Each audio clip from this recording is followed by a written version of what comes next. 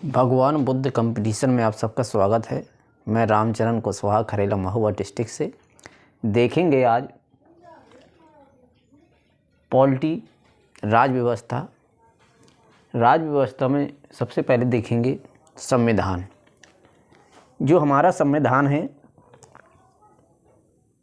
उसको लिखा किसने। सबसे पहले तो ये पता होना चाहिए कि हमारा संविधान किसने लिखा है। डॉक्टर भीमराव अंबेडकर ने जो हमारा संविधान लिखा, उसका नाम है डॉक्टर भीमराव अंबेडकर। संविधान के रचयिता या लेखक डॉक्टर भीमराव अंबेडकर। इस संविधान को लिखने में कितना समय लगा, तो 2 वर्ष 11 माह और 18 दिन। संविधान को लिखने में जो समय लगा वो 2 वर्ष 11 माह 18 दिन लगा। अगर इस तरह से आप याद नहीं कर सकते हैं तो आप इसको याद करने का एक तरीका है। 3 वर्ष में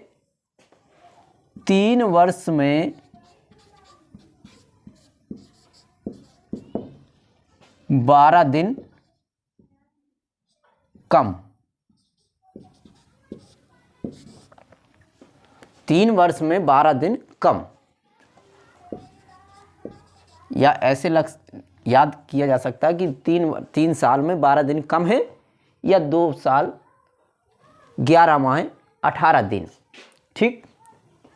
जो हमारा संविधान है वो 26 नवंबर 1949 को तैयार हो गया था। हमारा संविधान लिख करके 26 नवंबर 1949 को तैयार हो गया था, लेकिन लागू 26 जनवरी 1950 को हुआ। 26 नवंबर 1950 को हुआ। क्यों हुआ, इसका एक कारण है। उसकी चर्चा करने के लिए थोड़ा इसके बाद मैं आप चर्चा करता हूँ कि संविधान जो 26 जनवरी को लागू क्यों हुआ, 25 जनवरी को क्यों नहीं लागू होगा, 27 जनवरी को क्यों नहीं लागू हुआ, उसका एक रीज़न है। देखिएगा, जो हमारा संविधान है इसमें 395 अनुच्छेद हैं। अब जो पहले बना उसमें 395 अनुच्छेद थे नवनिर्मित नए जो। अब इसके बाद 460 से अधिक अनुच्छेद हो गए हैं जो अब वर्तमान में हैं। इसके बाद अनुसूचियां 8 थीं, अब 12 हो गई हैं। वर्तमान में 12 हैं अनुसूचियां। पहले थी 8, लेकिन अब वर्तमान में 12 अनुसूचियां हो गई हैं। 22 भाग थे और अब वर्तमान में 25 भाग हो चुके हैं। ये जो 26 जनवरी 1950 को हमारा संविधान लागू हुआ, उसके पहले 24 जनवरी 1950 को एक अंतिम बैठक बैठी।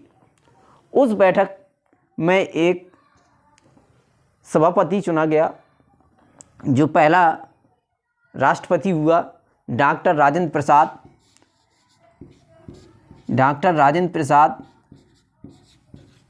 पहला राष्ट्रपति। जब अंतिम बैठक हुई थी 24 जनवरी 1950 को, तो इसमें डॉक्टर राजेंद्र प्रसाद को पहला राष्ट्रपति बनाया। सबसे पहला राष्ट्रपति राजेंद्र प्रसाद ही बने। इसके बाद देखते हैं संविधान की विशेषता क्या थी। हमारा जो संविधान है भारत का, वो लिखित संविधान है। लिखित संविधान है, कठोर है, बहुत कठोर भी है, लचीला भी है। और जो हमारा संविधान है कठोर है, सज़ा देने के लिए है।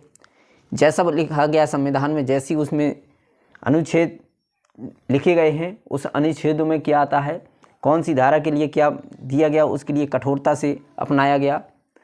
और लचीलापन भी है कि कुछ बदला जा सकता है।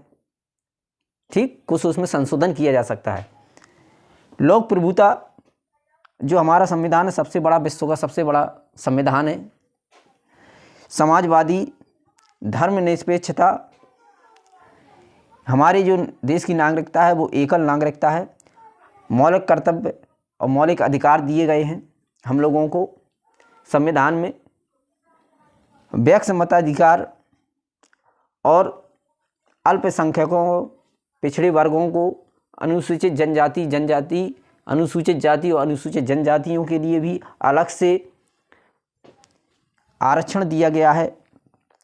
एक राष्ट्रभाषा हमारी विश्व शांति और अंतर्राष्ट्रीय सुरक्षा का पक्षधर, हमारी विश्व शांति के लिए अंतर्राष्ट्रीय सुरक्षा का पक्षधर, ये हमारे संविधान की विशेषताएं हैं। अब देखते हैं कि 26 जनवरी को ही संविधान लागू क्यों हुआ। 26 जनवरी 1950 को ही संविधान लागू क्यों हुआ, अर्थात कहने का आशय ये है कि 26 जनवरी क्यों मनाई जाती है, 25 जनवरी क्यों नहीं मनाई जाती, 27 जनवरी क्यों नहीं मनाई जाती। इसका एक कारण है, वो देखिएगा क्या है। 26 जनवरी 1929 में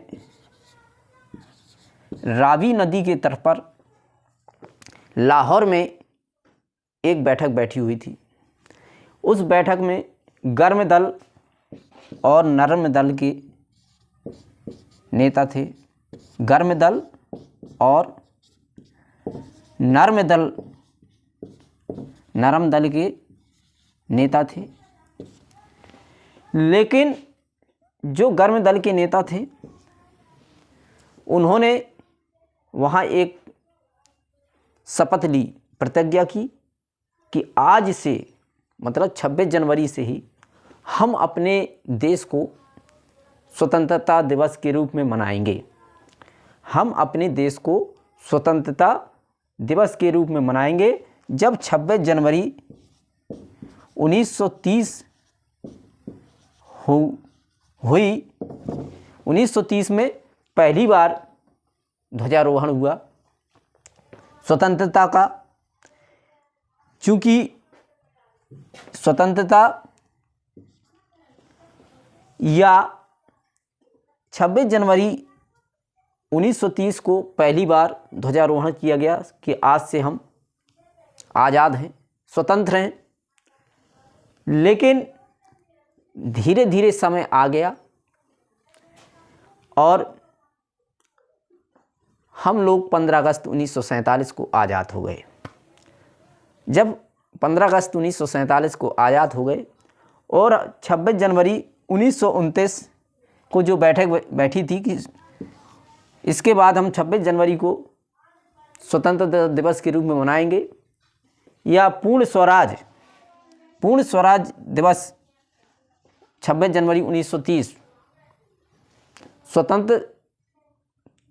स्वतंत्रता दिवस 26 जनवरी 1930 को पहली बार हमारा ध्वजारोहण हुआ गर्म दलों के द्वारा।